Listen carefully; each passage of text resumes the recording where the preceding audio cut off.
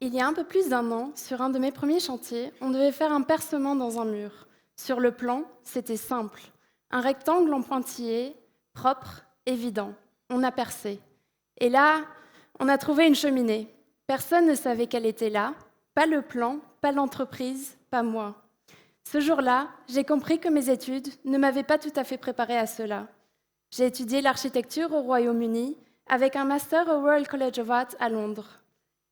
Pendant mon master, j'ai étudié la poussière de Los Angeles ou comment la pollution crée des couchers de soleil magnifiques et comment on pourrait recréer ce phénomène dans une façade qui permettrait d'améliorer la qualité de l'air. J'ai scanné les mouvements de mon corps pour questionner comment le plan contraint nos gestes. Comment est-ce que le corps universel définit nos espaces et est-ce qu'il nous libère ou est-ce qu'il nous contraint ?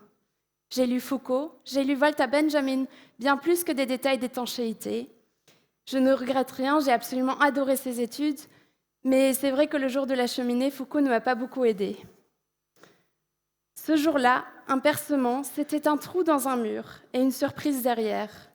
Mais avec le temps, j'ai compris que percer, ça peut faire bien plus que révéler une cheminée. Ça peut complètement changer la perception d'un lieu. Chez M3 Architectes, je travaille surtout sur des projets de rénovation et de transformation. Et ce que ces projets m'ont appris, c'est que percer, ce n'est pas toujours démolir. Parfois, c'est juste changer l'angle depuis lequel on regarde un lieu, ouvrir le regard plutôt que le mur. Ce qui m'intéresse, c'est comment une intervention nouvelle vient s'ancrer dans l'existant pour révéler ce qu'on ne voyait plus. Un des projets auxquels je me consacre en ce moment, c'est celui de la transformation et de l'extension de l'église de Kopstal. Elle a été désacralisée et va être transformée en lieu pour la communauté. C'est un bâtiment conçu pour une cérémonie d'entrée très précise. On entre par la nef, on avance vers l'autel, chaque pas fait partie d'un rituel. L'architecture guide le corps suit et la pensée suit. Ce qu'on propose, c'est d'inverser le sens, faire entrer les gens par l'arrière. Et d'un coup, sans toucher un seul mur, l'espace change complètement d'identité. Plus de cérémonie, plus de procession, juste un lieu que l'on redécouvre autrement.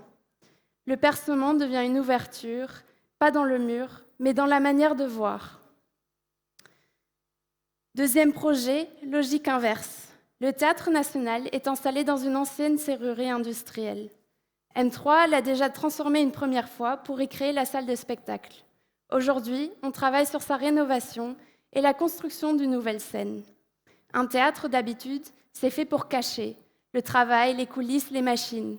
C'est cette dissimulation qui crée la magie. Mais ici, le bâtiment est industriel et par nature, il montre son fonctionnement. Au lieu de masquer ça, on en fait l'identité du lieu. Le percement, cette fois, s'ouvre depuis la rue sur le foyer. C'est lui qui appelle les gens à entrer. Et entre la salle existante et la nouvelle, on glisse la circulation. L'interstice devient l'endroit où se lie encore l'histoire industrielle du bâtiment. Mais avant de savoir percer, pour changer une perception, il faut déjà apprendre à percer un mur tout court. On nous l'apprend en théorie, mais la pratique, c'est complètement autre chose. Et tout ce qu'elle a d'imprévu, ça se digère beaucoup moins bien seul. C'est mieux d'en rigoler ensemble autour d'un verre. Parce que ces cheminées dans les murs, ces moments où tu ne sais pas quoi faire, longtemps j'ai pensé que c'était juste moi, que j'étais la seule à ne pas savoir, que les autres savaient et que moi je devais improviser. C'est comme ça qu'est né le Young Architects Apéro. Rien de plus, juste des jeunes architectes qui avaient besoin de dire toi aussi. Toi aussi, tu sors d'une réunion où on a parlé planning, budget et urbanisme en 40 minutes. Toi aussi, tu jongles entre un client qui te demande du cozy et un bureau d'études qui te parle thermique. Toi aussi, tu rentres chez toi le soir et tu te demandes si c'est bien de l'architecture que tu as fait aujourd'hui. Et puis, à force de se retrouver, on s'est rendu compte qu'on avait envie d'aller plus loin, que de se plaindre autour d'un verre, que ces conversations méritaient un cadre. Les apéros sont devenus une association, la Young Architects Association. On organise des visites de chantier, des workshops, des échanges. On est allé voir le Sky Park, la Villa Petrus, la Maison Lorgue. On a fait des workshops avec BC Materials à Bruxelles. Et l'ouverture est devenue un passage, un endroit où on traverse ensemble, jeunes et moins jeunes, sans casquette professionnelle. C'est un lieu de partage et de transmission.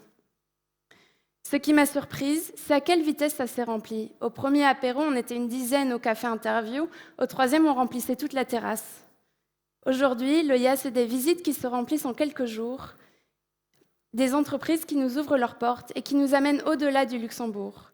Je pense que ça dit quelque chose, que les jeunes dans cette profession avaient besoin d'un endroit à eux où se crée une complicité, que d'une certaine manière, nous avons comblé un vide. Alors rejoignez-nous, jeunes, moins jeunes, en début de carrière ou pas, vous êtes tous les bienvenus. Merci.